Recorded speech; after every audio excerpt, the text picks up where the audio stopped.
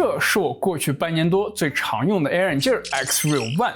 它能够呈现出等效于4米距离下的147寸超大3D画面，而这是它的超大杯版本 X-Real One Pro。通过全新的 X Prism 光圈方案，它的显示面积增大了高达 38%，FOV 视场角也从50度提高到了57度，相当于同样4米距离下的171寸巨幕，是当下 AR 眼镜中FOV 最大的一款了。但是它的变化可不仅如此，所以今天呢，我们就来详细聊聊我对于这款 X-Real One Pro 的使用体验，以及呢它与 X-Real One 的区别。首先必须说明一点是这两款 AR 眼镜呢，它们的核心定位其实都是一样的，说白了就是能让你在任何地方都能拥有一个有一定空间定位功能的随身便携显示设备。你可以把它接到任何支持 DP 视频输出协议的 C 口设备上比如iPhone 15、16系列的苹果手机、三星 S 系列等中高端的安卓手机、各种平板、Steam Deck、LG Ally 掌机、笔记本电脑甚至还支持部分无人遥控器像是大疆的 RC2、RC Pro。要是加上 HDMI 转换器呢，连 PS5、Xbox 以及 Switch 2这些主机也完全没有问题。这两款眼镜呢，也都支持的是 1080p 120赫兹的刷新率，而它们两款呢最大的区别就像是开头所说的画面大小，像 X-Real One 呢，它的 FOV 是50度 ，X-Real One Pro 是57度，画面面积呢大了近40%。同时这个画面它不像过去的 AR 眼镜那样只能完全固定在眼前，当在移动头部或者抖动时呢，部分用户可能会觉得有点晕，而是拥有3D 空间定位功能的，像是云台防抖模式眼镜的画面会跟随着你的头部运动来缓缓跟随，可以完全消灭在运动过程中的视觉眩晕现象。也可以使用像悬停模式将画面固定在一个位置不动，就像是一个漂浮在空中的大屏一样，提供一个更自然沉浸的观看效果。还有呢，适合跟外界交互时使用，将画面缩小到眼前一角的小屏模式，以及能将画面比例转换为32:9，一口气展示多个窗口的超宽屏模式。这些空间功能呢，完全是靠眼镜本体的 X1 芯片实现的，不需要借助手机或者电脑的算力，也不需要下载额外 App， 只需要即插即用，非常丝滑。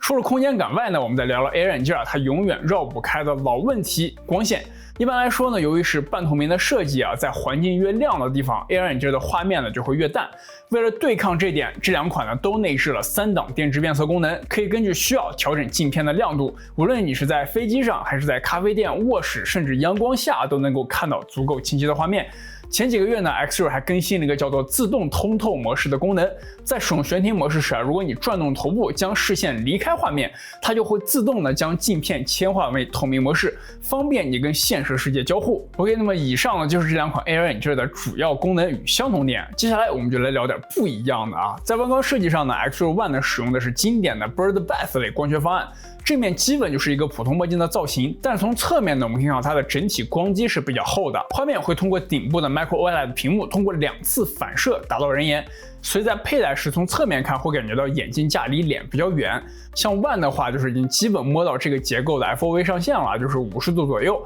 再往上的话，就得把光基做得更大，就会可能离脸更远了，说实话就不那么实用了。所以俗话说得好这个人間ってのは能力に限界があるな。那我就不做人了，周周。One Pro 呢就采用了全新研发的 X Prism 光学方案，可以在把光机缩小的情况下，还把 FOV 做得更大。可以看到 One Pro 呢，无论是从正面还是侧面看这个光机的体积都要更小，厚度也更薄，也就意味着它像一副普通墨镜的外形更进一步了。佩戴上呢也更贴脸，观感更自然，在外人看来的突兀感也更小。除此之外呢 ，One Pro 还用了一个更亮的屏幕，它的最高入眼亮度呢从One的600尼特提升到了700尼特。不过说实话，得益于电致变色功能的加入，600尼特已经非常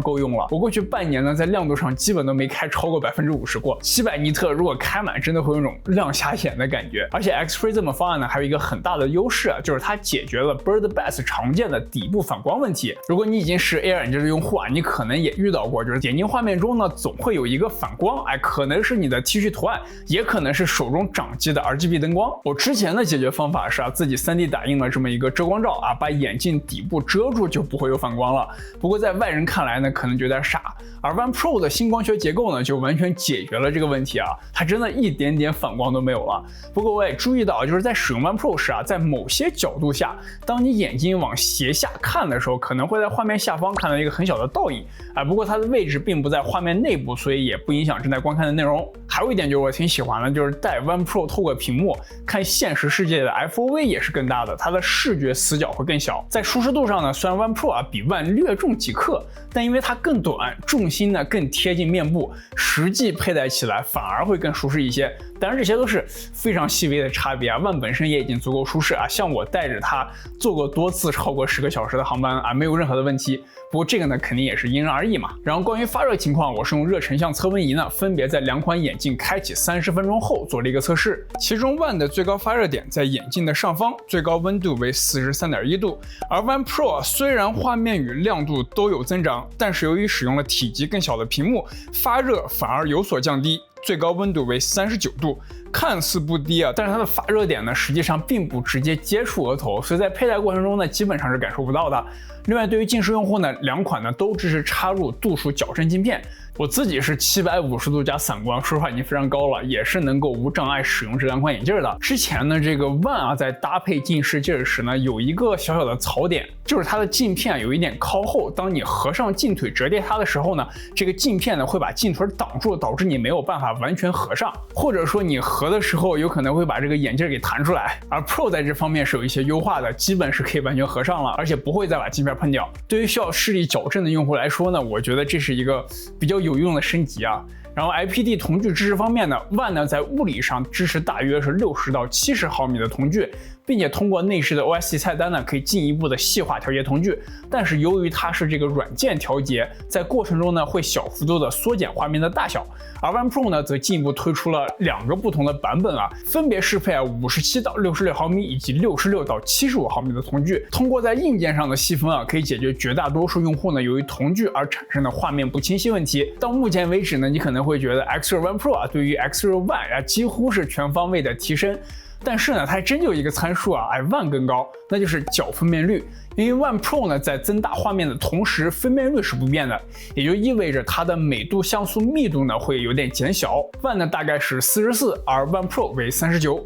当然这呢也不是说39就很低啊，实际上即使是苹果的 Vision Pro 啊，它们也只有34。所以实际体验上呢，在看片打游戏时是基本看不出像素点的，轻办公也完全没有问题。像我在通勤出差时呢，基本就是靠这一套来写视频文案的。不过我建议啊，大家在处理文字相关工作时呢，将桌面缩放到85%或到150%，这样小字的边缘呢就不会有明显的锯齿了，长时间码字会更舒服一些。那么最后啊，在边缘畸变方面 ，X-Ray One 呢，由于 Bird Bath 类方案已经很成熟了，它是几乎没有边缘畸变现象存在的。而 One Pro 呢，在静止时虽然也看不到任何畸变，它是一个标准的16:9，但这是因为呢 One Pro 在软件层面对画面做了一个小裁接，类似于投影仪上的梯形校正。当你快速的左右移动视角的时候，是可以注意到一些边缘畸变存在的。所以在这点上的优化上呢 ，One Pro 啊是要稍微弱于 One 的。但是啊，我就在想，这个 One Pro 啊，它是为了消灭畸变，限制了这个画面大小。如果这个 X Prism 方案能够继续进化的话，我们未来大概率还是能够看到60甚至70度以上 FOV 的 AR 眼镜产品的。OK， 那么以上呢就是2款 AR 眼镜的主要相同与不同点了。这里我想再简单聊一下这2款眼镜的一个通用外设，一个比较有意思的小东西叫做 X-Ray Eye。它是一个1200万像素的外置摄像头，当安装在 One 或者 One Pro 上时呢，可以通过 OSD 菜单啊开启6豆腐模式，将原本的随身悬停模式啊进化为空间悬停。通俗点说呢，就是除了本身的上下左右转头的悬停交互以外，现在呢你可以真正的将画面固定在一个特定的位置，你能够走近走远，甚至跑到它的背面去，从各个方向来观看内容。这个说实话，在实用性上它好像并没有带来什么本质的改变，但是在6豆腐下呢，确实会增强画面的这个实体感啊，更加有一个真实屏幕的感觉，会有一定在沉浸感上的提升。另外一个新增的功能呢，就是我们现在可以通过 X6i 来拍摄最高2K 的照片，或者录制1600×1200 60帧的视频了。单次最长是1分钟不过由于摄像头本身的意念限制，它的效果呢其实是不如大多数手机的。在室外光线充足的情况下还可以但是到了室内或者傍晚，画质就有点不尽人意了。不过好处是呢，导出视频并不需要下载任何的 app， 直接在眼镜内置关系菜单中打开传输模式，就可以通过手机的相册或者电脑来导出这个照片或者视频了，就不强制绑定 app， 这点可以说是目前各种硬件设备中的一股清流。所以我的建议是呢，如果你主要是想体验一下六豆腐带来的空间感尝个鲜，偶尔录个视频做记录，那 X6i 呢是一个挺不错的加分配件。但是如果你是希望主要用 AR 眼镜来日常拍摄记录生活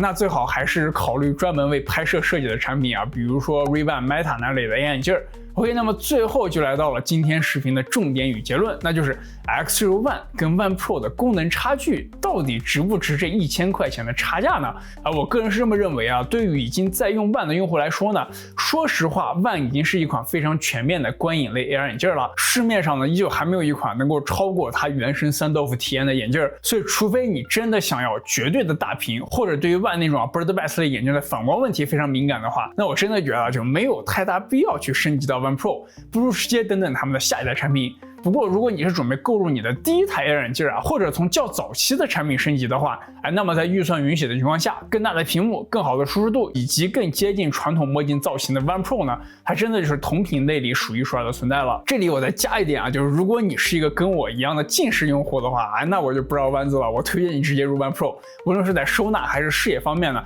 它相较于 One 呢都有很大的提升。毕竟视野更大，也意味着在使用过程中需要取下它来更换普通眼镜的次数就会越少。这在一些偶尔需要跟外界交互的场景，比如说是在等车、候机或者排队时呢，真的是能够减少很多的麻烦。那些幸运的非近视观众是永远理解不了的。OK， 那么今天的内容就到这里了，我是菠萝，我们下期视频再见，拜拜。